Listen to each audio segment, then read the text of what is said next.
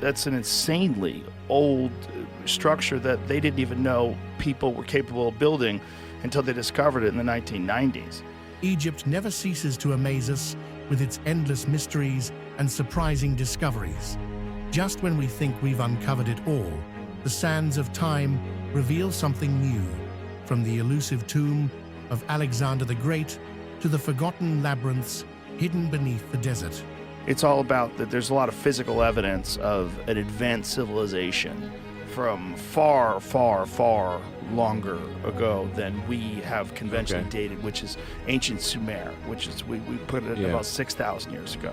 Join us as we dive into the rich and puzzling world of ancient Egypt, exploring the oddities and out-of-place wonders that defy explanation and continue to spark our imaginations. Prepare for a journey through history's most intriguing enigmas. The Lost Labyrinth of Hawara. Hawara, located about 60 miles southwest of Cairo, is the burial site of Pharaoh Amenemhat III. Beneath its Black Pyramid lies an enigmatic underground complex, first described by the Greek historian Herodotus. Unlike the Grand Pyramids of Giza, the Black Pyramid was built from brick and coated with limestone, giving it a much rougher appearance. Herodotus claimed that beneath it lay a labyrinth of galleries, courtyards, and libraries, stories long dismissed as myth until they were partially verified through archaeological discovery. The labyrinth's design was intended to confuse and mislead any who entered uninvited, prompting the question, what secrets were the ancient Egyptians so eager to protect? This intricate structure might have safeguarded not just treasures, but vital knowledge. Some speculate it holds records of a forgotten civilization that could reshape our understanding of human history. In 2008, a Belgian-Egyptian research team investigated the complex, confirming its existence near the pyramid. However, this wasn't the first time it had been found. In the late 1800s, renowned Egyptologist Flinders Petrie uncovered remnants of the structure. Petrie believed most of it had been dismantled, its materials used to construct the nearby city of Shedit, so he halted further exploration. Though the discovery reignited interest in Hawara, much of the labyrinth remains buried, its full extent still unknown. Whether it holds forgotten historical records or deeper mysteries, the underground complex continues to reignite our imagination of what exactly is hiding underneath the beneath Egypt ancient sands. The Serapeum of Saqqara. The Serapeum of Saqqara was discovered in 1850 by French archaeologist Auguste Mariette. While excavating near Saqqara, Mariette's team uncovered a long row of sphinxes leading to an underground structure composed of a network of tunnels. When Mariette and his team entered the complex, they discovered galleries carved into the limestone beneath a temple northwest of Djoser's Step Pyramid. The smaller chambers contained wooden sarcophagi and typical funerary items, suggesting they were catacombs. However, one large gallery stood out from the rest. This grand gallery housed 24 massive black granite boxes, far larger than the wooden sarcophagi found elsewhere in the complex. Each box measured over 3 meters in height, 4 meters in length, and more than 2 meters in depth, with an estimated weight of 80 tons. The boxes were placed in niches on a lowered floor, with 22 of them perfectly centered, while 2 were slightly off. Interestingly, only 3 of the boxes bear roughly inscribed hieroglyphics, which were not carved with the precision typically associated with the otherwise highly sophisticated craftsmanship of the boxes. This suggests that whoever built these granite sarcophagi had knowledge and technology far beyond what the Egyptians possessed at the time. Archaeologists are certain the site was a Serapum, a temple dedicated to the god Serapis, a fusion of the Osiris and Apis cults from the Hellenistic period in Egypt. The team expected to find the mummified remains of bulls, which were commonly housed in serapeums inside these granite boxes. However, when the boxes were opened, they were completely empty. Adding to the mystery, one of the sarcophagi contained a human mummy, along with funerary artifacts and valuable items. Strangely, there is no evidence of grave robbers having breached the galleries before Mariette's discovery, yet the granite boxes were found devoid of contents. The purpose of these immense boxes remains unclear. Were they meant to house something that has since vanished, or was their function something entirely different? The undeciphered inscriptions may hold the key to understanding their true purpose, but for now, the mystery endures. The sunken city of Heracleon. Thonis Heracleon, a city once lost to the depths of the Mediterranean, occupies a space between legend and reality. Before Alexandria was founded in 331 BC, Thonis Heracleon was a thriving port city, serving as the mandatory entry point to Egypt for ships arriving from the Greek world. In addition to its strategic importance, the city held religious significance due to the Temple of Amun, which played a key role in the continuity of Egyptian dynasties. Likely established in the 8th century BC, the city endured several natural disasters before sinking beneath the sea in the 8th century AD. For centuries, Thonis Heracleon remained hidden, its name only preserved in ancient texts and rare inscriptions. The Greek historian Herodotus wrote about the city's grand temple, believed to be the site where the hero Heracles first stepped foot in Egypt. He also recounted Helen of Troy's visit to the city with Paris prior to the Trojan War. The geographer Strabo later confirmed the city's location at the mouth of the Canopic branch of the Nile, near modern-day Canopus. In 2000, after years of meticulous surveying and research, the European Institute for Underwater Archaeology, IEASM, led by Frank Goddio, uncovered the sunken city 6.5 kilometers off the coast of Egypt in Abukir Bay. The city rests at a depth of about 10 meters within a research area spanning 11 by 15 kilometers. Goddio's discoveries shed light on Thonis Heracleon's rich history, revealing ancient landmarks like the Grand Temple of Amun and the harbors that once controlled trade into Egypt. He also solved a long-standing mystery, proving that Thonis and Heracleon were actually the same city, known by different names to Egyptians and Greeks. Artifacts recovered from the site depict a once flourishing city full of grand temples, statues, jewelry, coins, and ritual objects. The city's prosperity, particularly between the 6th and 4th centuries BC, is evident from the sheer number of coins and ceramics found. Its bustling port, with large basins and numerous shipwrecks, testifies to its importance as a hub of international trade. Thonis Heracleon also played a central role in the Mysteries of Osiris, an annual ceremony celebrating the rebirth of the god. Today, underwater archaeological research continues, with Frank Goddio estimating that only about 5% of the city has been uncovered so far. The lost tomb of Alexander the Great. When St. John Chrysostom visited Alexandria in AD 400, he inquired about one of the greatest mysteries of the ancient world, the location of Alexander the Great's tomb. His tomb, even his own people know not, Chrysostom remarked.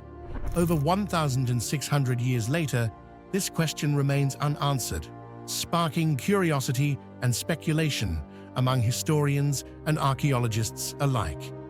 Alexander the Great, conqueror of much of the known world, died in Babylon in 323 BC, possibly from poisoning, malaria, typhoid, or even grief over the death of his close companion, Hephaestion.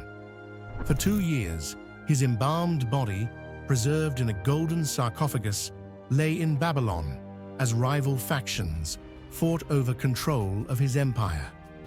Though initially intended to be buried in Greece, at Aegae, the capital of the Macedonian kings, Alexander's final resting place took an unexpected turn.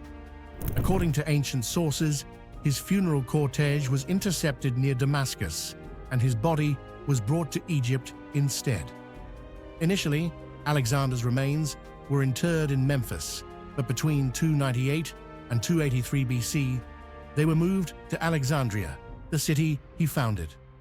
Ancient authors, including Strabo, Plutarch, and Pausanias, describe the tomb as the Soma, a grand mausoleum that became a pilgrimage site for rulers and dignitaries. The tomb, however, was repeatedly looted over the centuries. The golden sarcophagus was melted down and replaced with one of glass or crystal. And even Cleopatra is said to have taken gold from the tomb to fund her war against Octavian, the future Emperor Augustus. Despite its prominence in ancient texts, the Soma faced many threats, including war, riots, and natural disasters such as earthquakes and tsunamis. By the time of Chrysostom's visit, it appears the tomb may have been destroyed or lost in the chaos. Since then, countless searches have been undertaken, yet Alexander's final resting place remains one of history's greatest unsolved mysteries, continuing to fascinate both scholars and adventurers alike. Stone Sphinx with a Roman emperor's face. Archaeologists working in southern Egypt recently uncovered a limestone statue of a sphinx with unique features, including a slight smile and dimples. This artifact was found within a Byzantine-era structure near the renowned Hathor Temple, one of Egypt's best-preserved ancient sites located near Dendera. According to Egypt's Ministry of Tourism and Antiquities, the Sphinx is a detailed representation of an ancient Roman emperor, demonstrating the blend of Egyptian and Roman influences in the region. The excavation was led by Professor Mamdouh Damati of Ain Shams University in Cairo. During the dig, the team uncovered a water storage basin made of red bricks coated with mortar. While excavating this basin, the team discovered the Sphinx statue, which was adorned with anemes, the striped headcloth traditionally worn by pharaohs. The head of the Sphinx also featured a uraeus, a cobra symbol associated with sovereignty and divine authority in ancient Egypt, often linked to the goddess Wadjet, the protector of pharaohs. Initial analysis suggests that the statue may depict the Roman Emperor Claudius, based on the stylistic features of the face. Traces of red and yellow paint still remain on the statue, indicating that it was once brightly painted. Additionally, beneath the Sphinx, the archaeologists found a Roman-era stele inscribed with both hieroglyphic and demotic scripts, which are currently being translated. The discovery site is located near the Hathor Temple, famous for the Dendera Zodiac, a celestial map from the ceiling of a Greco-Roman temple dedicated to Osiris. This map shows constellations familiar to both modern and ancient cultures, though some, like Aquarius, are represented in distinctly Egyptian forms.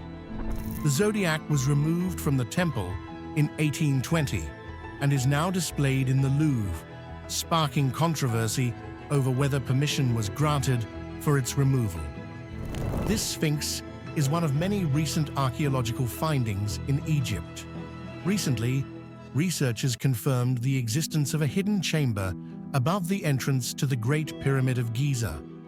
This previously unknown cavity, about 9 meters long and 2 meters wide, is believed to have been constructed to reduce pressure on the chambers below, similar to architectural features found in other pyramids. St. Catherines Monastery. St. Catherines Monastery, located at the foot of Mount Sinai, is one of the oldest continuously inhabited Christian monasteries in the world, with a history spanning over 17 centuries. It stands on the site where, according to biblical tradition, God appeared to Moses in the form of the burning bush, and beneath Mount Sinai, where Moses received the Ten Commandments. The monastery's significance is deeply rooted in its biblical associations, making it a major pilgrimage destination for Christians. Established in the early Byzantine era, the monastery predates the major divisions of Christianity and has retained its Greek Orthodox identity since its founding. It has miraculously survived the centuries without being destroyed, preserving much of its original Greek and Roman architectural and cultural heritage.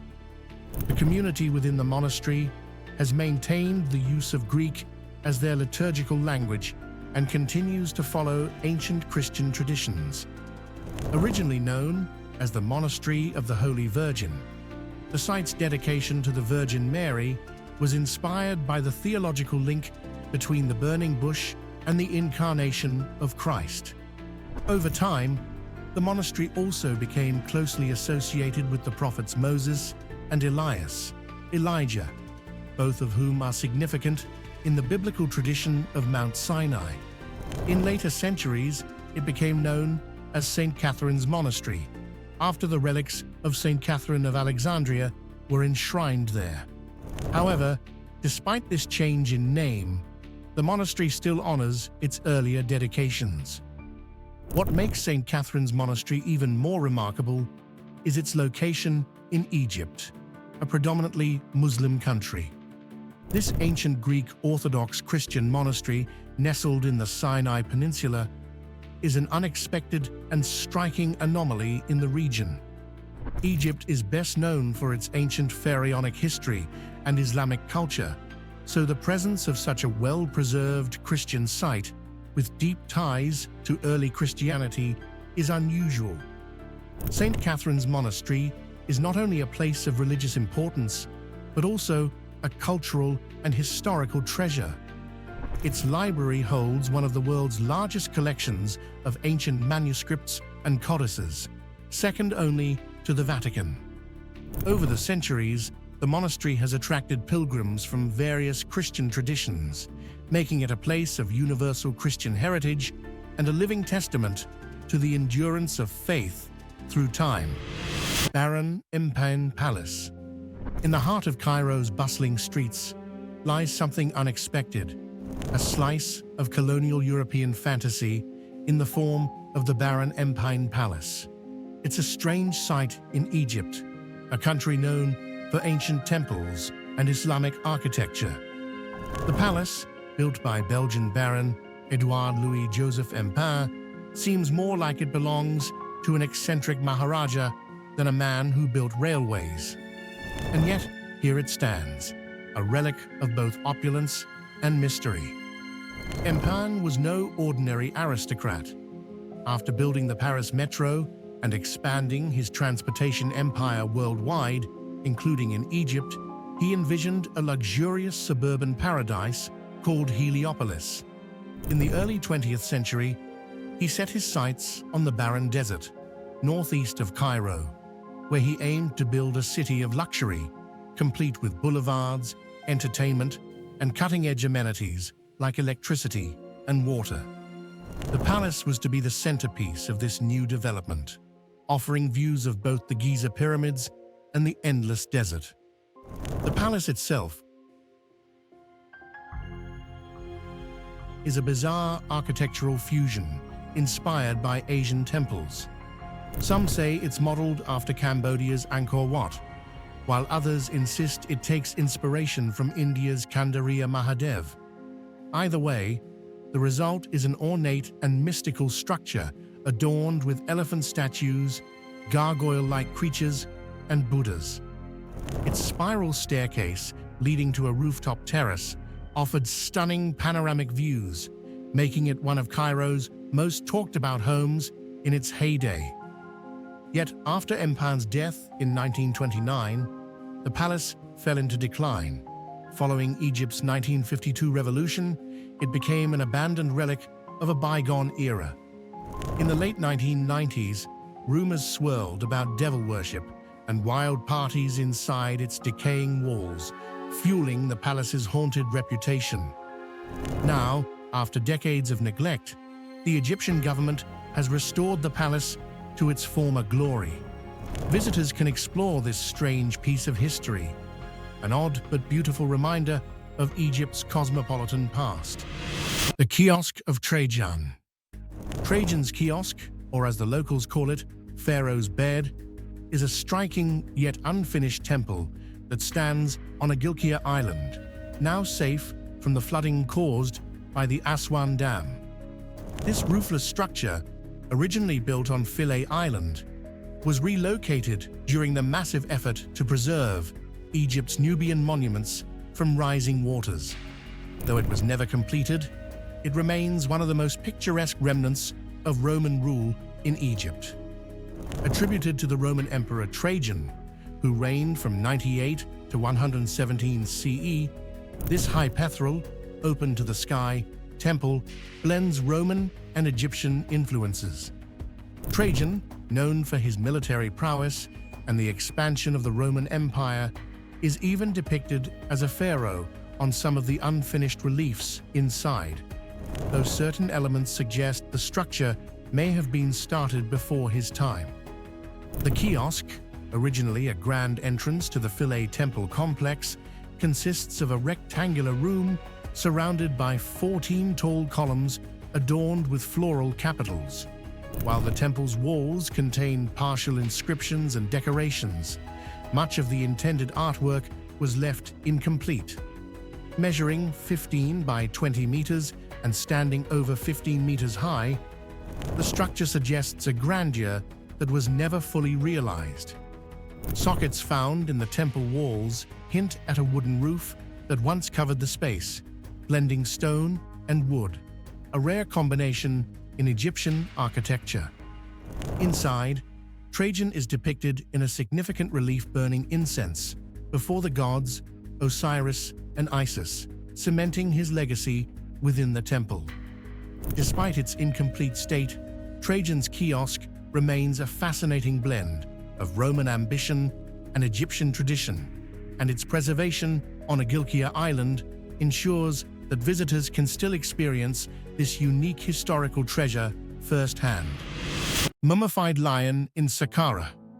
It's hard to imagine lions lounging along the Nile today, but as recently as 1000 BC, these majestic cats roamed Egypt freely, even finding their way into royal palaces as pets. Lions, or Panthera leo, were deeply symbolic in ancient Egyptian culture, associated with the sun and the pharaoh, two of the most powerful forces of life and death. Even as Egypt's climate dried and the lions migrated south, their significance remained, continuing to dominate the iconography and culture of the ancient world. The lion played a tremendous role in the iconography of ancient Egypt, explains Connie Lord, an Egyptologist with the Animal Mummy Research Project at Sydney University's Nicholson Museum. Lions symbolized royal authority, and images of lions were often found on objects of daily life, such as chairs and beds. While these images may have been decorative, there was likely a protective, magical meaning behind them.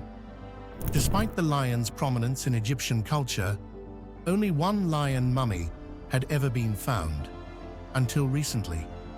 A team of archaeologists from Egypt's Supreme Council of Antiquities uncovered 5 more lion mummies believed to be cubs in the Bubastayan necropolis at Saqqara, a catacomb famous for its cat mummies.